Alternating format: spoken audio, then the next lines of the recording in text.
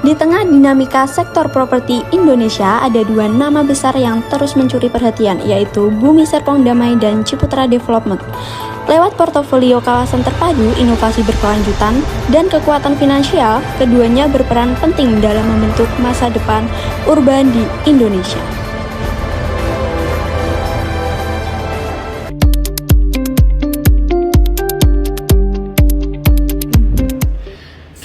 Pemirsa, dan selamat datang dalam tayangan analisis kami kali ini. Saya bersama dengan 4 rekan saya akan memandu Anda dalam membahas topik yang sangat relevan dan penting untuk diperhatikan.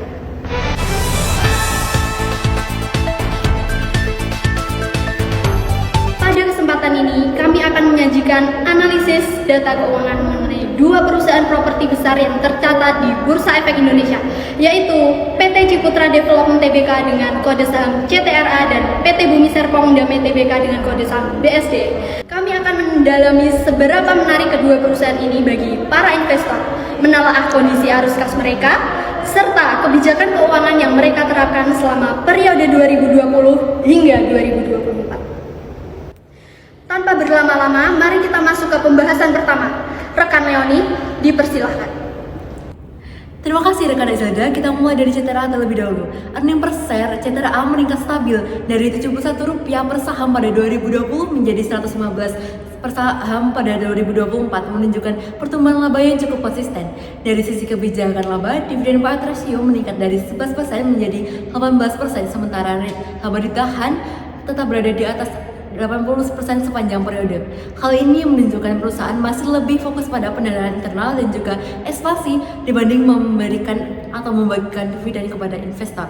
Jika dilihat dari dividen yield, tingkat pengembalian dividen terhadap harga saham juga meningkat dari 0,8% menjadi 2,1% pada 2024, sehingga investor mulai memperoleh imbal hasil tunai yang lebih baik dan juga menarik. Selanjutnya, untuk market to book value CTRA sudah berada di atas 1, yang berarti pasar memberikan penilaian yang tinggi dibandingkan nilai bukunya dan juga menunjukkan kepercayaan investor yang kuat. Sekarang kita beralih ke BSD. Pada perusahaan ini, earning per share meningkat sangat tajam dari Rp23 per saham pada 2020 menjadi Rp235 pada 2024, menunjukkan lonjakan laba yang cukup signifikan. Nah, menariknya, price earning ratio justru turun drastis dari 55 kali menjadi sekitar 4 kali. Ini berarti sahamnya terlihat jauh lebih murah dibandingkan kemampuan menghasilkan labanya.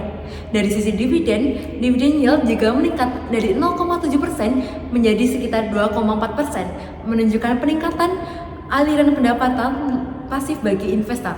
Namun berbeda dengan CTRA, market to book value BSD masih berada di bawah 1, yang berarti harga sahamnya masih lebih rendah dibandingkan book value dan juga berpotensi untuk undervalue. Kesimpulannya, CTRA menawarkan stabilitas dan juga kepercayaan pasar yang sudah terbentuk baik. Sekian laporan dari saya kembalikan ke rekan Zelda. Terima kasih rekan Leoni atas penjelasannya. Sebagai kesimpulan, CTRA telah berhasil memperoleh kepercayaan yang kuat dari pasar, sedangkan BSD masih menyimpan potensi yang belum sepenuhnya tercermin dalam harga saham. Meskipun memiliki karakter yang berbeda, kedua perusahaan ini tetap menarik untuk dianalisis lebih lanjut. Selanjutnya, kita akan membahas lebih dalam mengenai kondisi keuangan kedua perusahaan ini melalui analisis rasio arus kas untuk mengetahui seberapa sehat kemampuan kedua perusahaan dalam memenuhi kewajiban utang dan pembayaran dividen. Rekan Alda, dipersilahkan.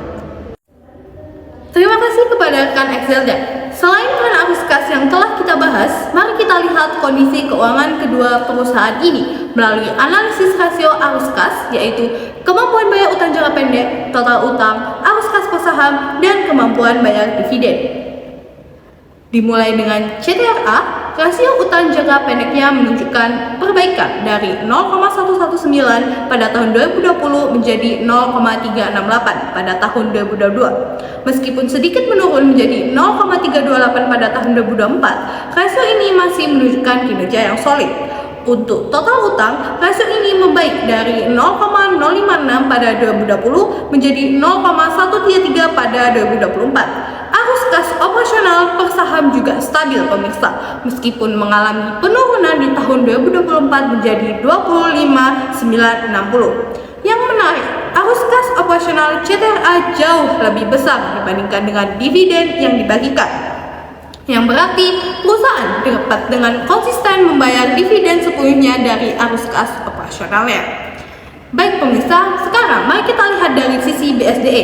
Rasio utang jangka pendek BSDE sempat sangat tinggi pada tahun 2021 dan 2022, yaitu sekitar 3,29 dan 3,92. Namun turun drastis menjadi 1,31 pada tahun 2024. Rasio total utang BSDE menunjukkan penurunan signifikan dari 5,5 juta pada tahun 2020 menjadi 31.913 pada tahun 2024. Meskipun arus kas operasional BSDE per saham sempat melonjak pada tahun 2021, rasio ini terus menurun hingga hanya 4,4 miliar pada tahun 2024. Selain itu, arus kas operasional BSDE tidak cukup untuk menutupi dividen yang dibagikan, menunjukkan bahwa perusahaan memungkinkan mengandalkan sumber dana lain untuk membayar dividen.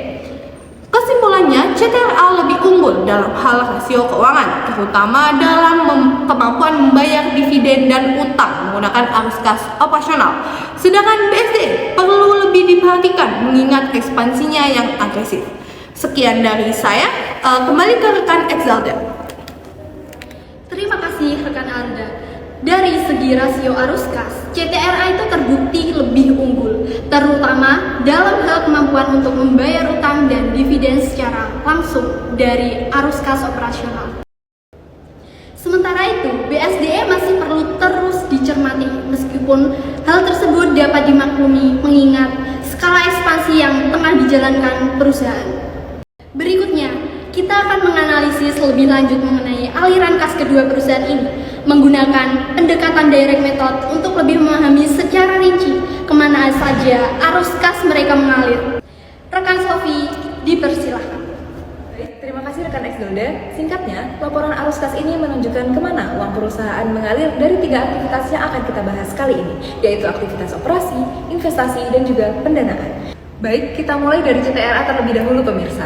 Dari sisi aktivitas operasi, penerimaan naik dari 7,1 triliun di 2020 jadi 10,9 triliun di 2024. Tapi biaya ke kontraktor juga ikut naik dari 3,8 triliun ke 5,9 triliun. Dan hasilnya, kas operasi ini sempat naik dari 1,2 triliun ke 3,6 triliun di 2021 dan stabil di sekitar 3,9 triliun lalu turun kembali ke 3 triliun di tahun 2024. Nah, di aktivitas investasi, CTRA ini konsisten negatif. Tahun 2024 bahkan minus 2,75 triliun, terutama karena pembelian tanah yang melonjak ke 1,75 triliun yang menandakan ekspansi besar-besaran.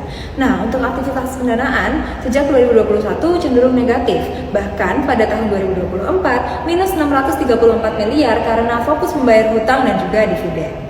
Nah, sekarang lanjut pada BSDE pemirsa. Dari aktivitas operasi, penerimaan ini naik dari 6,7 triliun ke 11,97 triliun, tapi kas bersih turun dari 3,31 triliun di 2021 ke 840 miliar di 2023. Lalu naik tipis ke 916 miliar di tahun 2024. Nah, di aktivitas investasi, BSDE ini cukup fluktuatif, sempat positif, tapi 2024 kembali minus 2,72 triliun karena belanja besar di jalan tol dan properti investasi.